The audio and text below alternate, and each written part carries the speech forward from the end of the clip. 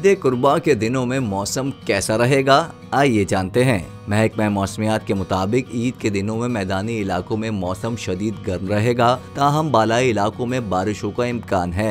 महकमा मौसमियात के मुताबिक ईद के दिनों में मुल्क के मैदानी इलाकों के बरक्स दीर सवात, चित्राल और कोहिस्तान में बारिश का इम्कान है। तेज हवाओं और बारिशों के दौरान कमजोर इंफ्रास्ट्रक्चर को नुकसान पहुँच सकता है। महकमा मौसमियात की जानिब से सयाहों और मुसाफिरों को एहतियात करने का मशवरा दिया गया। एलामिया के मुताबिक आज से मुल्क के बालाई इलाकों में तेज हवाओं के साथ बारिश का इम्कान है। 3 और 4 जून के दौरान झक्कड़ चलने और बारिश का इम्कान है। आज से 5 जून तक मरी, कश्मीर, गिलगित बल्तिस्तान, चित्राल, दीर सवात में बारिश मुतवक्के है। महकमा मौसमियात के मुताबिक 3 और 4 जून को इस्लामाबाद, बालाई वस्ती पंजाब और खैबर पख्तूनख्वा में बारिश मुतवक्के है। तेज हवाओं के साथ बारिश और चंद मकामात पर जालाबारी का भी इम्कान है।